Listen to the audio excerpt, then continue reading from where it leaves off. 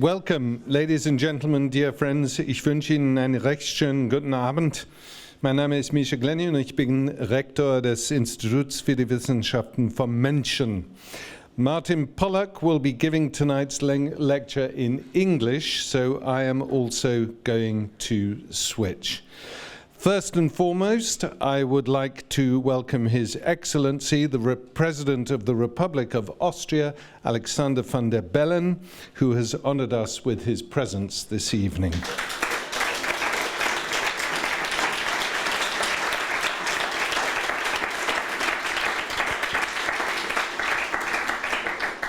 And this may be the first time that we have hosted two Austrian presidents at one time, because we are, of course, joined by the former president of Austria, former speaker of the Nationalrat, and current president of the IWM, Heinz Fischer. Welcome, Heinz.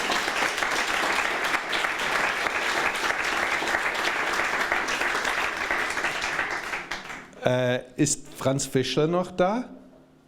Nein. Oh, I was told Franz Fischler was going to be here, but he's not, so I shall move on.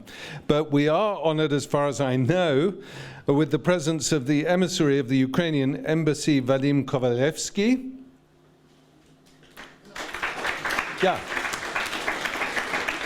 As well as the chargé d'affaires of the embassy of Poland here in Vienna, Janusz Sticek. Janusz. And as this is the Michalski Memorial Lecture, I would also like to recognize Kalina Michalska, Krzysztof Michalski's daughter. Thank you.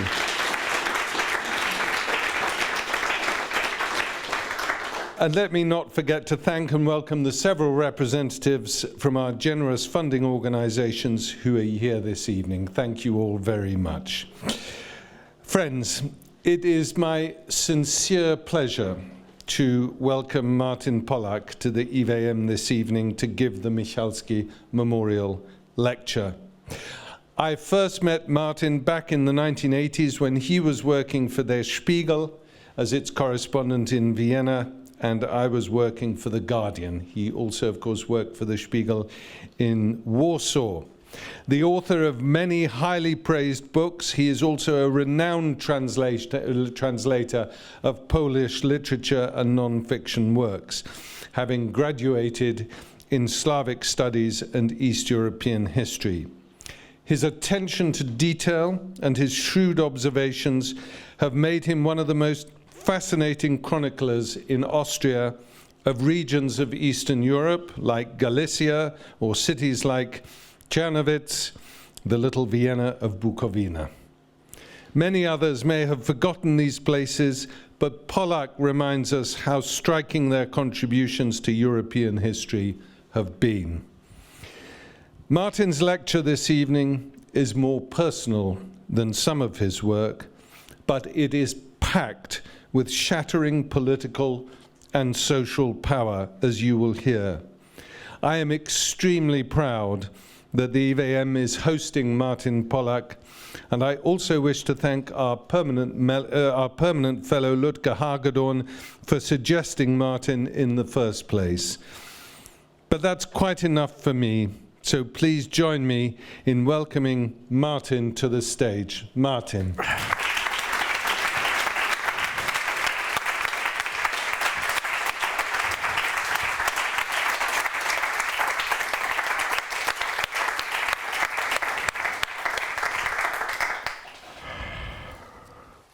Mr. President, I'm very honored that you're here. Mr. Former President, I don't know if that's right in English. I'm also honored to be. Misha, I thank you very much for the invitation. That's really a great honor to me. You excuse my English, please. I'm a Slavist, I'm a Polonist, you know. So English is really one of these second, third, fourth languages for me. But Polish is anyway more important. We too know that.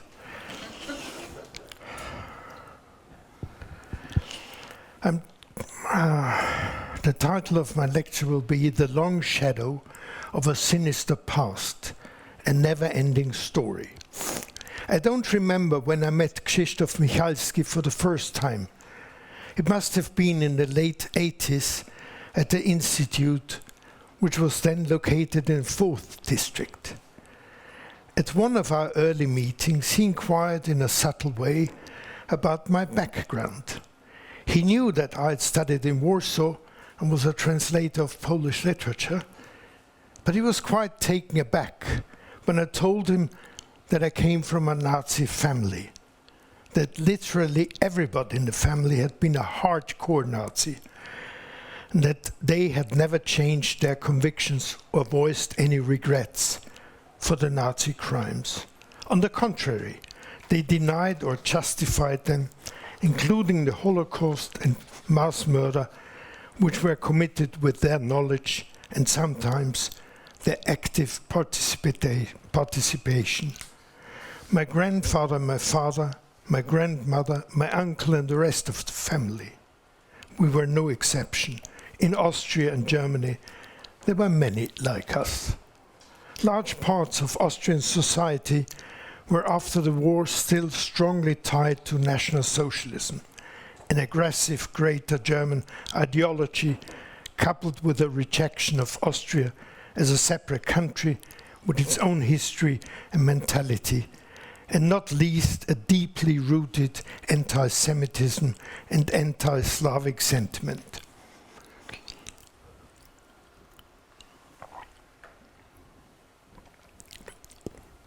You have to excuse me when I drink often, but I have to because okay, it's a question of my illness. The official version, of course, stated that Austria had been the first victim of Hitler's expansionist politics. But not all Austrians accepted this version. In my family, like in many others, the belief in Hitler and the Third Reich was sustained until the most faithful followers had died. We are not Austrians, but we are Germans, and will be forever proud of it, was the oft articulated credo in my family that was fed to me as a child. At the time of my grandmother's death, I was by then studying in Vienna and had broken off all ties to the family. My uncle, the younger brother of my father, asked me to come to Amstetten, where the family lived. I rushed to see her one last time. She had been the best grandmother I can imagine, and as a boy she had loved and pampered me without limits. But at the same time she had been a stubborn, tough woman, a Nazi to her very core. I arrived too late. She had already died. My uncle greeted me at the door with the words, "Sie ist gestorben wie eine deutsche Frau." She died like a German woman. I realized then that they hadn't changed their beliefs and never would. Retrospectively, I asked myself, what made me take another path than my family? Why did I reject their distorted Weltanschauung as a young man? I remember when my mother told me for the first time who my real father had been, an officer of the SS and a leading member of the Gestapo. I must have been then 14 years old enough to understand what that meant. She didn't tell me what he had done during the war. Maybe she didn't know herself, at least not in details. Many of these awful details I found out many years later, when I started to research his life. A slow and painful process. When my mother first told me about my father, I experienced a shock. I was totally confused and didn't know how to react. And there was nobody I could talk to about my feelings. So I had to come to terms with the horrible news by myself. It took me a long time, but I managed somehow to carry on with what might be called a normal life. How to explain my family's strong affiliation to Nazism? Doubtless, their background and socialization played an important role. Until the breakup of the Austro-Hungarian monarchy following the First World War, They had lived in the so-called Untersteiermark, Lower Styria, Steierska in Slovene. Maribor and Celje were the two main cities. My great-grandfather had moved around 1870 from the Rhineland to the small town of Tüffa, Laško in Slovene, where he established a successful business as a tanner. The population was ethnically mixed, with a German-speaking upper class, they being in the minority, and a Slovene majority, which had started in the second half of the 19th century to demand equal rights. This promoted the rise of two competing nationalisms, an awakening Slovene nationalism and a greater German ideology, which curiously posited the German Iron Chancellor Bismarck as its hero. Curiously, because Bismarck in fact rejected the Großdeutsche strategy and was in favor of a Kleindeutsche. The Habsburg Emperor was considered a friend of the Slavs and therefore a traitor to the German cause. My great-grandfather was a convinced Greater German nationalist. To emphasize this, he planted an oak tree in front of his house, the oak being a symbol of German might and rule. There were many oak trees planted in those years in Steierska, proudly called Bismarck-Eichen, Bismarck oaks, to show the Slovenes who the real masters were. The Slovenes also had a tree as their national symbol, the Lipa, the linden or lime tree. When I visited Laško for the first time, I was surprised to find my great-grandfather's Bismarck oak still standing, now an impressive tree. The Slovene neighbors apparently didn't care much about its original meaning. In the late 19th century, hostilities and clashes between the two nations were on the agenda. My great-grandfather had 4 sons. 3 of them, my grandfather among them, were sent to Graz to study. They had already absorbed the militant German nationalism at home and in school in Celje.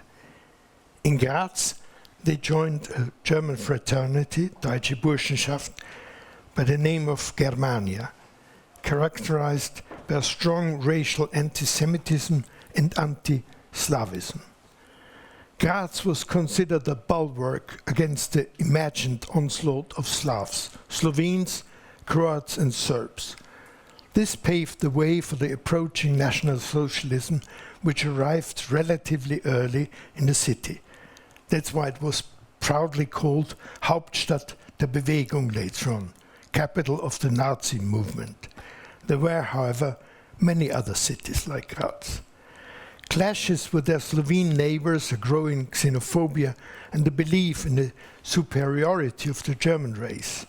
Those were the elements which formed the atmosphere in which the male members of my family were brought up, plus the conviction that Germans were constantly in danger of being overrun by a hostile majority planning to rob the hard-working Germans of their rights and positions. These complaints, brought forward even ever more aggressively, sound familiar to us. Today, right-wing politicians are accusing migrants of exactly the same. As a child, I often heard those tales of self-victimization. We were the true victims of history, having been betrayed by our eternal enemies, Jews and Slavs. They wanted to destroy us.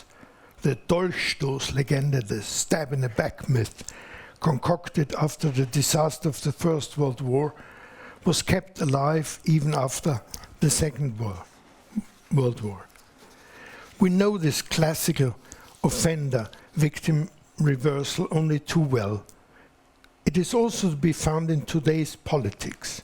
Putin and his followers constantly claim that they never planned an aggression, but are always on the defensive from the enemies which surround them. The West in general, Western politics still seeking to destroy a peaceful Russia to fulfill Hitler's heritage.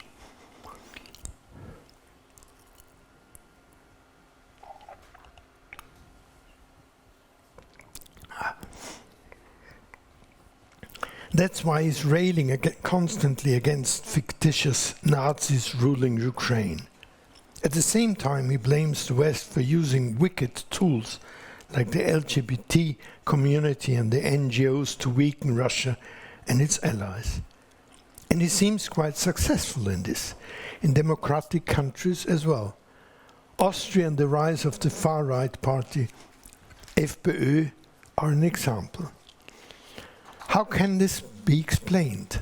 Almost 80 years after the end of the war, how is it possible that such strong echoes of National Socialism remain deeply rooted and apparently attractive to ever wider layers of society after so many years? Why are people living in peaceful times in a democracy with all its benefits planning to undermine and destroy that very system while aiming to revive the ideology and methods of the past? Because that's what they're doing. Hate speech, xenophobia, racism, thoughts of the superiority of a master race, the admiration of a strong man, a Führer, who is ruling with an iron fist, are gaining ground as if Nazism had never happened, not only in Germany and Austria, but in other countries with deeply embedded democratic traditions as well.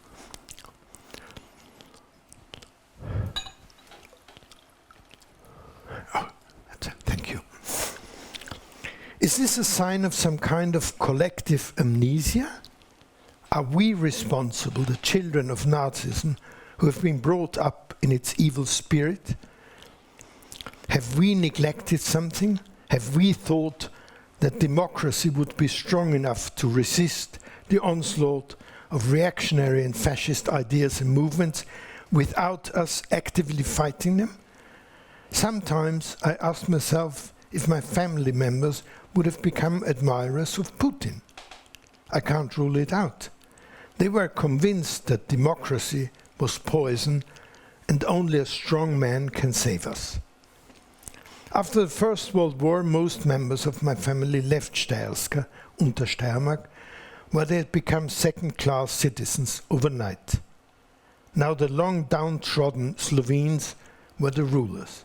A traumatic situation for the Germans. The result were strong feelings of frustration and a conviction that they had been treated unfairly by history.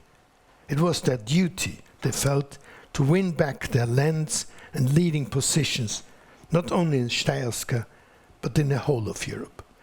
My father studied in Graz like his father and uncles, and like them he joined the German fraternity Germania, which after the war became even more radical. In 1931 he joined the Nazi party, the NSDAP, and at the same time the SS, then a rather small organization of thugs, always ready to fight their political adversaries, socialists, communists, Christian socialists, or the police, of course, on the street, in taverns. Hard drinking and fighting duels were part of fraternity life. One of my father's colleagues at university and in the mountaineering club was Ernst Kaltenbrunner, later chief of the Reich Security Main Office, Reichssicherheitshauptamt, a leading perpetrator of the Holocaust. We have always to be careful with historical comparisons, but in some ways the times then remind us of developments today. They grow in aggression in politics, in speech, and in deeds, the readiness to attack a political adversary not only with words, but physically, beating him up or even killing him. In this respect, Putin and his followers look like fearsome harbingers. To them, it seems quite normal to eliminate opponents with the most brutal methods, a dangerous lead for others to follow. After the so-called Anschluss in 1938, my father got a job in the Gestapo in Graz. He seemed to be an ideal candidate, a convinced Nazi, tested by his membership in the SS, which had been declared illegal in 1933. He had been imprisoned for his anti-Austrian activities, the same as my grandfather. That was another recommendation for a career in the Gestapo, the SS and the SD, the intelligence agency of the SS. After Graz, he was assigned to different German cities. In January 1941, he was sent to Linz, where he became acting chief of the Gestapo. An important position. Hitler had lived some years in Linz, the city he was sentimentally attached to.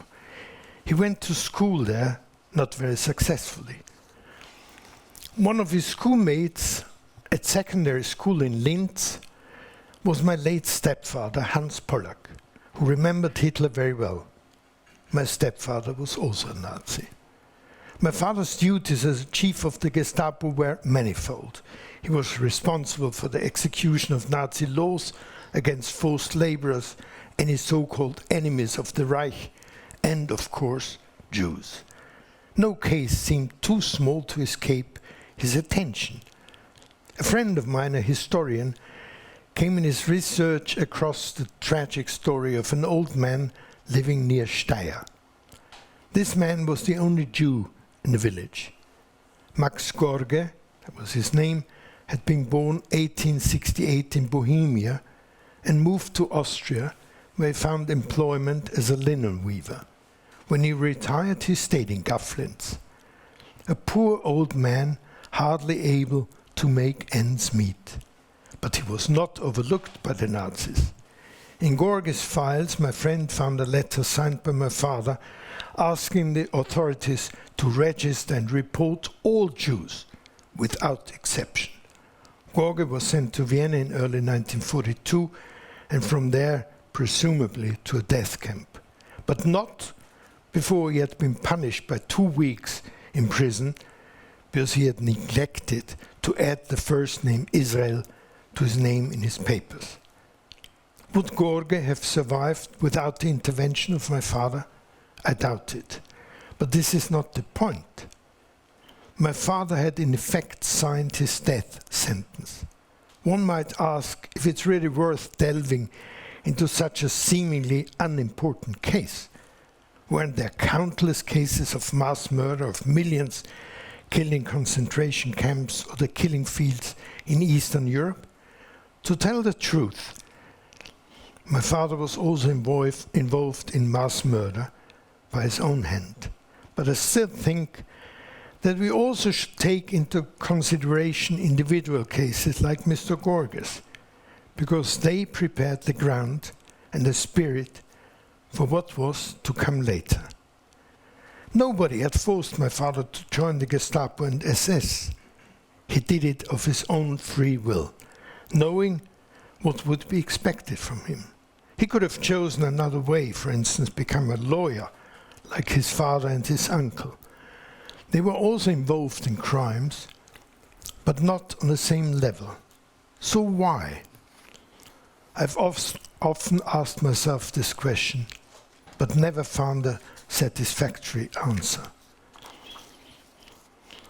Of course, his deep involvement in the murderous Nazi regime had been predetermined by his upbringing, but this doesn't minimize his guilt. He knew what he was doing. He had studied law and learned to distinguish between right and wrong. In Linz, my father met my mother, who was then married to Hans Pollack, whose name I carry.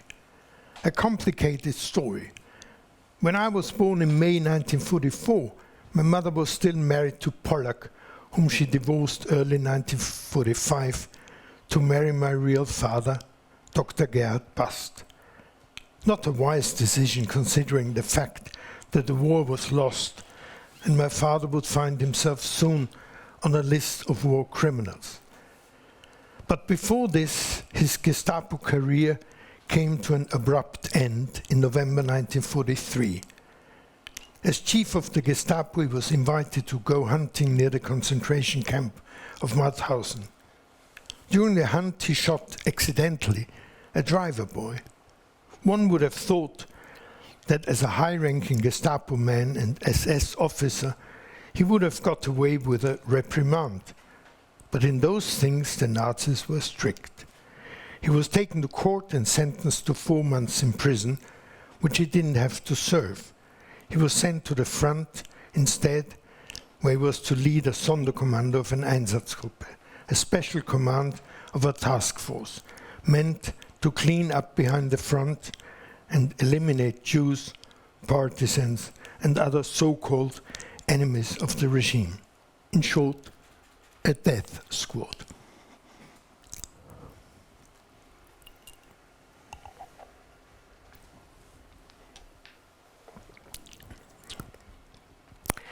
The hunting accident near Linz marked a dramatic rift in his life. Until this point, my father had been a so-called desk offender. Now he became an active perpetrator. Is there a difference? I'm not sure. To our knowledge, Adolf Eichmann never killed with his own hands, and yet he was responsible for millions of deaths. My father met the men of his special command in July 1944 near Białystok in Poland. An unpleasant surprise for me. I had known that he had done duty in Poland, the country to which I have been tied so closely. I studied Polish literature in Warsaw and still consider Poland my second homeland. I first went to Poland just 20 years after my father had been sent there in an entirely different capacity. In Białystok, the Sonderkommando 7A, also named after my father, Sonderkommando Bast, took a group of old Poles as hostages and moved with them on to Warsaw. They set up camp outside the city, where at this time the Warsaw Uprising was raging. During my research, I got hold of documents throwing light on my father's role. He was sent with his men into the city, heavily armed and in civilian clothes, to liquidate, as he put it himself, whoever they came across, unarmed civilians, insurgents or otherwise, men and women. No mercy was given. Was he following blindly orders? That's only part of the truth. As commander of a task force, he was pretty much his own boss. So why did he do it? Again, I never found a satisfactory answer. Is there one to be found? The same question comes up in most armed conflicts. Why do people turn so easily from ordinary men, as the historian Christopher Browning describes them, into ruthless murderers, convinced that they are doing the right thing and that they are serving a just cause? They torture and kill with no pangs of conscience. And when the conflict is over, they get on with their normal life as fathers and husbands.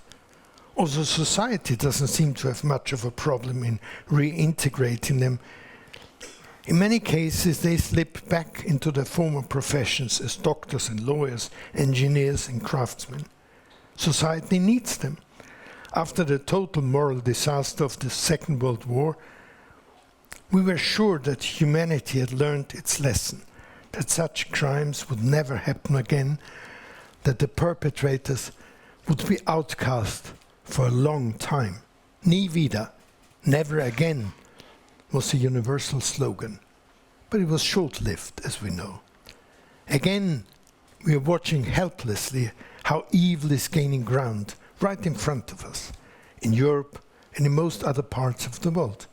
And we tell ourselves that we cannot do anything about it, that our hands are tied, and we are forever condemned to the role of passive observers and bystanders. But isn't this just an easy excuse? I cannot and will not judge other people, but I know that I, as a son of a perpetrator, am not allowed to take this seemingly comfortable position. Many people say that it's time to forget, to let the past rest. Why dig up these gruesome things again and again? When will it ever end? Shouldn't the young generation be allowed to get on with their life without this burden? That might be so, but I still think that we also have the duty to remember. One doesn't exclude the other. look ahead without forgetting the past, if only to keep the memory of the victims alive, and also the memory of the perpetrators and their crimes. Many victims seem to have disappeared without a trace, nameless, faceless. They've been burned to ashes in the ovens of extermination camps, or have been thrown into pits somewhere to be forgotten forever. I've written a book by the title Contaminated Landschaften, Contaminated Landscapes, dealing with this subject. And I've come across them also during the research of the book, for the book about my father. In Poland and in Slovakia, where I served with his men, I found numerous places, most of them anonymous, where his victims had been buried. Buried is not the right term. The murderers just threw some earth on them. In some cases, they didn't even bother to do that. Some had been exhumed shortly after having been killed, but others have never been found, or rather, never really been looked for. Let them lie in some hidden place without even a trace of a grave, no stone, no Christian cross or Jewish matzeva, to tell anybody who passes by to stop and consider that human beings have been buried here. From Poland, my father was sent with his men to Slovakia to fight the uprising against the fascist regime there, which had broken out in August 1944. Slovakia was then an ally of Hitler Germany in Slovakia. In Slovakia, I found many contaminated landscapes which my father's men had left behind. They were sent there to hunt, literally hunt, Jews and partisans. My father was a passionate hunter, and he was at home in the mountains. During my research, I came across an incident in the mountains near the town of Rožmberok in central Slovakia. In a small village named Bulli, members of the Special Command 7A found a group of Jews hiding in a hut of a poor farmer's wife. My father ordered them to be shot, along with the woman who had given them shelter. Sometime later they were exhumed by local people, and their remains, bodies and clothes, were noted down precisely, because not all of them were known to the villagers.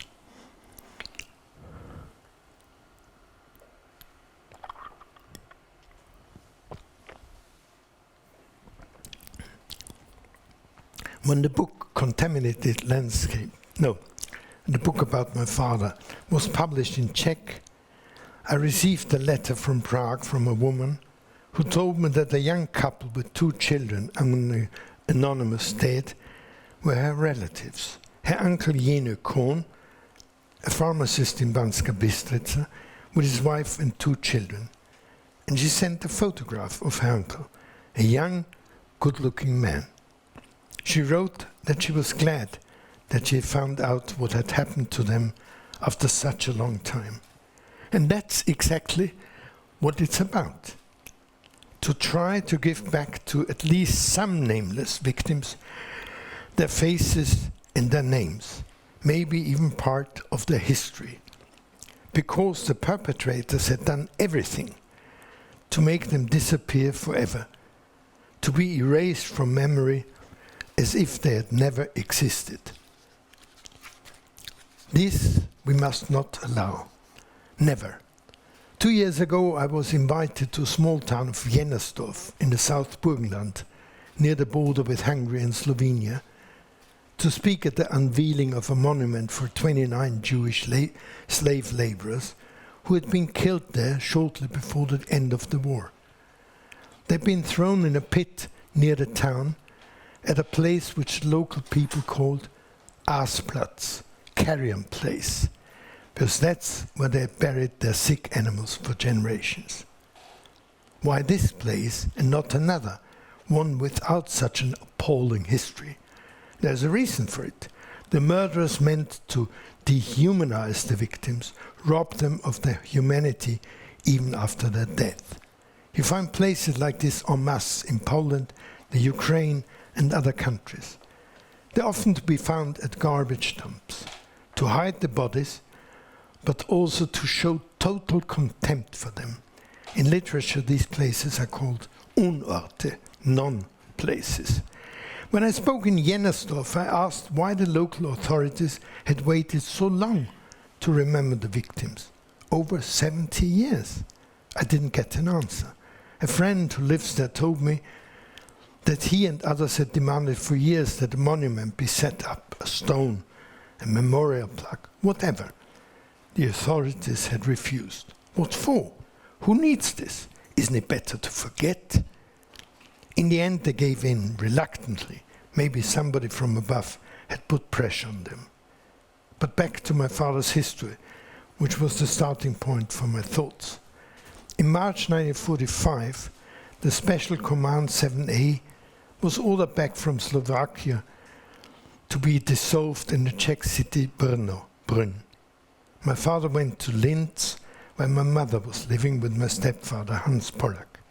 In March 1945, my mother divorced Hans Pollack to marry my father. It was not the ideal time to start a new life. The war was virtually over. The Third Reich, which my father had served so faithfully, had collapsed. The Russians were advancing rapidly. Like many of his comrades from the SS and the Gestapo, my father found himself on a list of war criminals, and he went underground. There's one thing which puzzles me. Why hadn't high-ranking members of the SS and the Gestapo prepared for the defeat which even the most ardent believers must have seen coming? My father didn't even have false papers when he went underground. And there were many like him. He had some money, gold dollars, but that was it. No civilian clothes, no papers. The wife of my father's younger brother told me that she went in Linz to a reporting office for refugees from the Sudetenland, where she pinched a blank identity card. This she gave to my father. He filled in the fictitious name of a worker from Krško, a small place near Laško, where the family came from. Then he went into hiding in the mountains, which he knew so well. Even some of the highest-ranking Nazis apparently had not taken any serious preparations for the escape. Ernst Kaltenbrunner, my father's buddy from Graz and later chief of the Reich Main Security Office, hid in a hunting lodge near Alterssee, where he was tracked down and arrested a few days later by American soldiers. Kaltenbrunner was very tall, with a longish face like a horse, littered with scars from duels he had fought as a student. He was easily recognized. My father was not caught. He was constantly on the move. Austria, just having been freed from Nazi rule, was in chaos. Most structures had broken down. The old authorities had been swept away. New ones had to be established. This was a slow process. In the beginning, the search for convinced Nazis to be put on trial seemed to have been taken seriously. But soon, the eagerness faded. More so in Austria than in Germany. The so-called denazification was not popular among most Austrians who had been followers of the regime, or at least passively supportive bystanders. We all know the pictures from Heldenplatz in Vienna, packed with an enthusiastic crowd when Hitler declared on 15th of March 1938 the Anschluss, the annexation of the Republic of Austria to Nazi Germany. There were also practical reasons for the reluctance to punish Nazis who had burdened themselves with guilt. The broken down country needed the Nazis, the specialists, the doctors, the lawyers, the officials, and so on. It seemed easier to leave them in the positions than to replace them by newcomers, even if they were convinced anti-Nazis. Many of them had perished in concentration camps, others had fled the country, and now hesitated to come back. Anti-Semitism was still thriving. As we can see, it is rapidly gaining ground again. A disaster for our country. My father was on the run for 2 years, first in Austria, Then he went to South Tyrol, where he found shelter and work with a rich farmer. Everybody knew that he was not a lumberjack, as he pretended to be. The scars in his face from duels betrayed him. But nobody cared. South Tyrol was then some kind of a no-man's land. Many years later I found out that he had paid the farmer to keep his secret with gold dollars. My mother told me that the farmer had contacted her in the 60s and asked if she wanted to buy back some of the gold coins as memorabilia.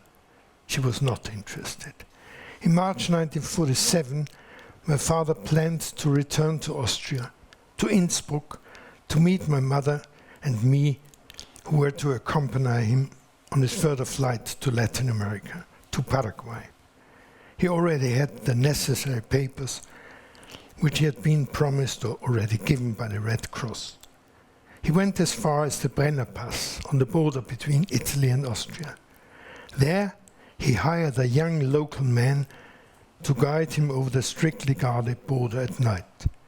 The young South Tyrolean thought that my father had in his rucksack part of the legendary Nazi gold and shot him. Then he hid the body in a bunker near the border.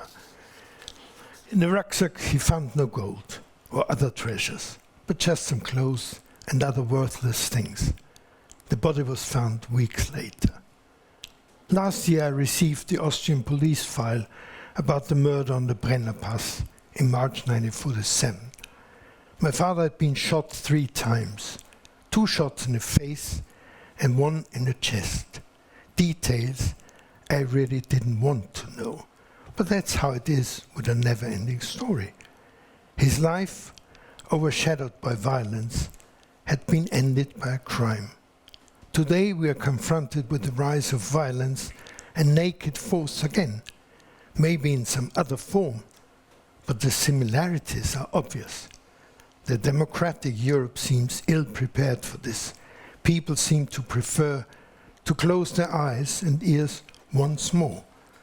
This might be a fatal reaction. Thank you very much.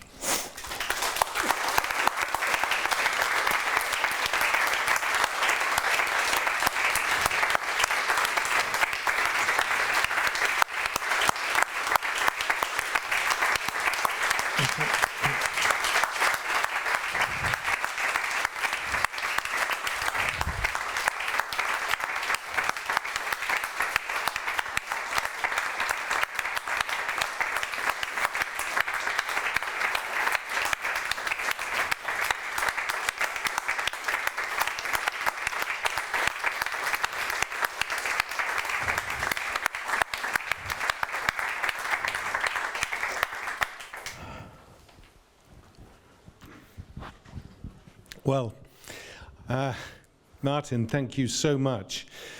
I don't think questions and answers are appropriate, but that was an absolutely marvelous lecture, and although very grim, also inspiring at the same time, and containing, I think, an unambiguous positive message about what is all of our responsibilities now in the future, in the face of what we are seeing happening, not just in Europe, but as you say, elsewhere in the world as well. So thank you very, very much for conveying that message, and I hope we all take it away and spread it further. Martin, thank you. That was absolutely marvelous. Thank you.